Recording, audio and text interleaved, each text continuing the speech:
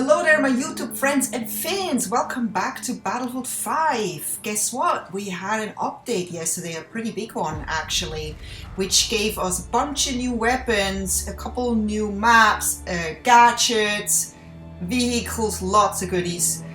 And look at that, that's the list of all new weapons. So we get 2 new support guns, 2 for recon, 1 for medic, 1 for assault, and 3 new pistols available in all classes. So let's go and take a look at those new guns. So let's start with assault.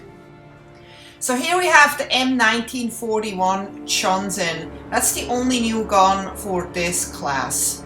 And it looks like it's got pretty good control. So let's look at the medic class. Here we have another new gun, which is the Bell gun, an SMG, which seems to have also pretty good control. But only time will tell how this weapon performs. Let's look at the support class. Here we have 2 new guns, the Shashan and the Sjogren shotgun. Both of them you will recognize from Battlefield 1 if you've been playing Battlefield 1 as much as I did. And both guns were actually super popular in Battlefield 1 and probably still are.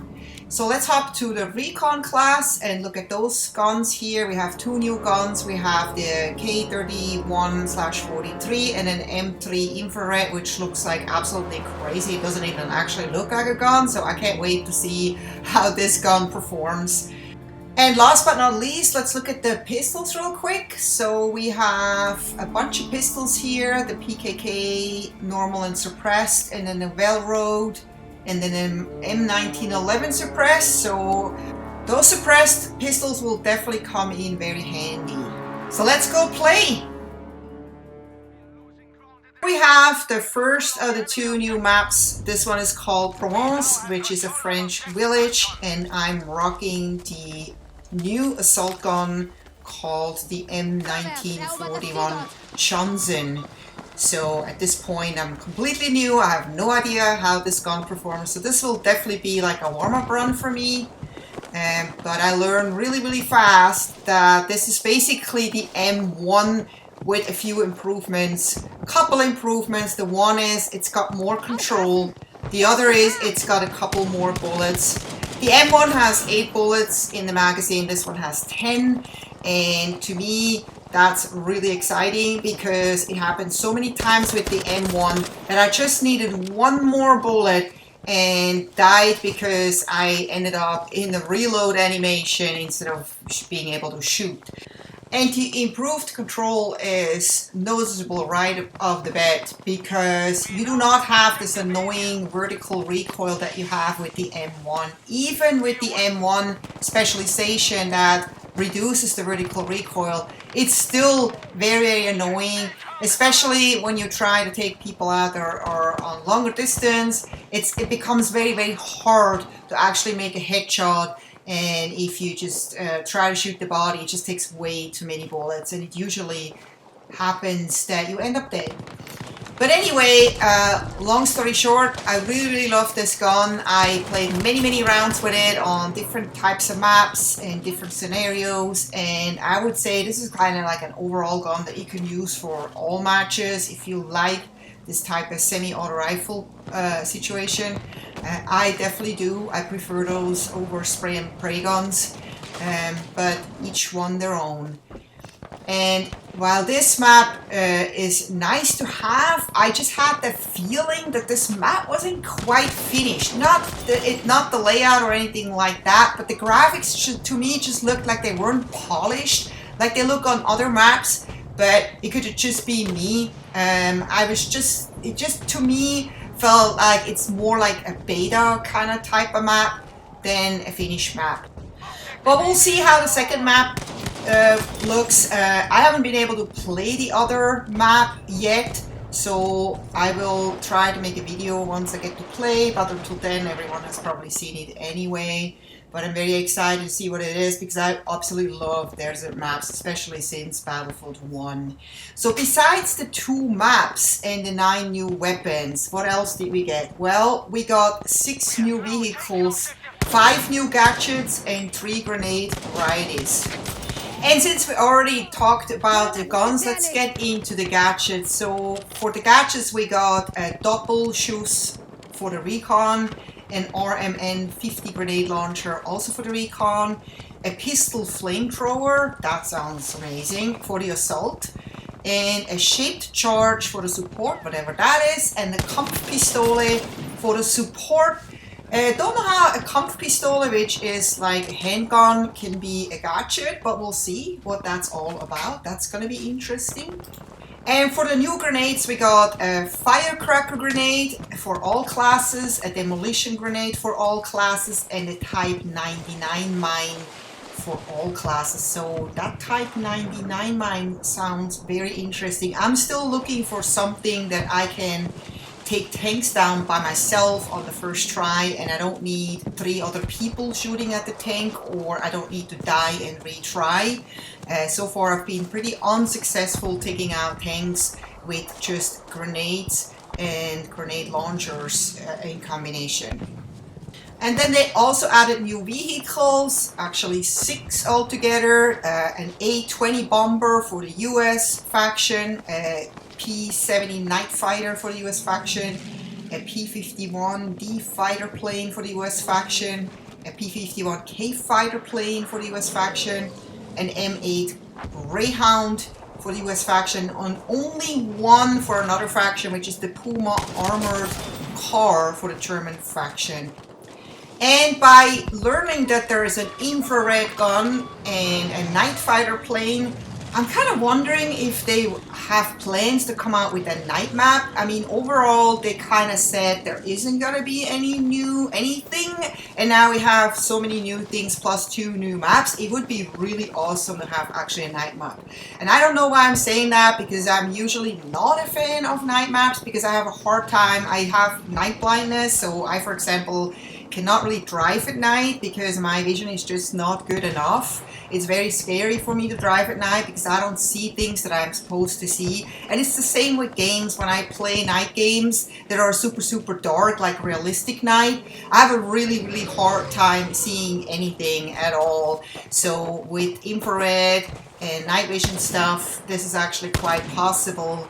I don't know if they had that in World War II though, so we'll see and find out, only time will tell. So next to all the new things, the new maps, new guns, new gadgets, and new vehicles, they also made a lot of updates and changes, and some of them, most of them hopefully good, and some of them maybe not so good, depending on what you prefer.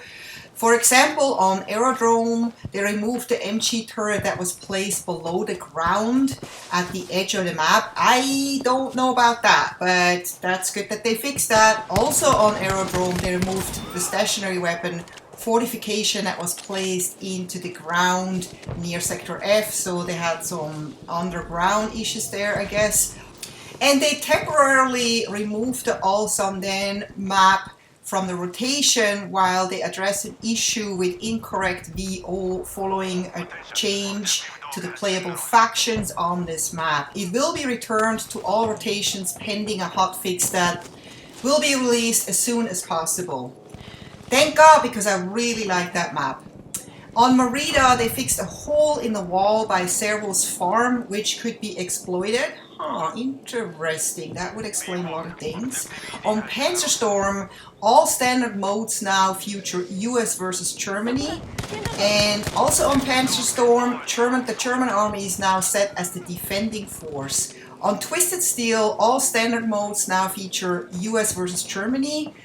Also on Twisted Steel, Outpost, they fixed the flotation barrels and barbed wire near the radio tower A. And also on Twisted Steel Outpost, players should no longer be able to get stuck between the barrels and the bridge strut near Tower D. You know what? I actually just got stuck on Twisted Steel yesterday, and I don't remember anymore what it was, but it was pretty frustrating because it took a long time for someone to actually kill me. So it's really awesome that they actually find those kind of glitches and fix them. So the more they fix, the less frustrations, right? Well, back to the list. So we have a few more here. On Underground, they fixed an exploit that could disable smoke effects. And on Combined Arms, they fixed a missing tab on the end of the round screen. And on Firestorm, players will no longer enter a bleed out state when playing solo mode. And in the practice range, they added a missing Panzerbüchse 39 and Boys at Rifle bipod when using them on range. That just reminds me, I've never been to the practice range. I should probably go and check it out one of those days. They also made grenade specific changes. For example, the auto grenade launchers for the Tromboncino and M1 Garand now try to switch to the main ammo type instead of the pistol when the player runs out of ammo. And if no primary weapon ammo is available, a switch will be made to the pistol as normal. The Breda M1934 PG's fire switching sound can now be heard. They also fixed the bug where smoke grenades would sometimes detonate in different positions for different clients or not detonate at all. They fixed and unified the impact grenades trajectory with the other frag grenades for improved consistency of grenade throws. They slightly increased the time an impact grenade must travel, the amount it bounces off the surface, and detonation delay after bouncing. They also fixed a bug with the launch mine, which would cause another knockback when it had been selected again after a previous use. And then they made a bunch of changes to the vehicles. For example, they improved the transition to ragdoll when players die in a vehicle and made it so the vehicle/wreck is followed for the victim to make it a more interesting experience. They fixed an issue with the Hachi that was causing it not to steer as well as intended when moving at higher speeds. The smokescreen weapons on tanks and airplanes now properly block spots and name tags. They fixed a bug that would cause the vehicle UI to show an incorrect position of the cannon if the player had used it and then switched seats. The AA gun now suppresses on the same level as other vehicle MGs. So as far as Battlefield 5 updates go, version 1.35 stands to be one of the most comprehensive overhauls the game has seen to date. The fresh maps sound fun for all combat strategies, and the new weapons make the title's historical firearm roster more complete than it was before. All that said, it's worth reiterating that this summer update will be the last big addition to the 2018 title. This is, however, not the last round of tweaks we'll see. Maintenance will still be done to enhance community games and anti-cheat initiatives, and there's yet another update due soon to enable the highly anticipated Team Balancer feature. Battlefield 5's base content has essentially been finalized, but DICE still plans to tighten screws where necessary.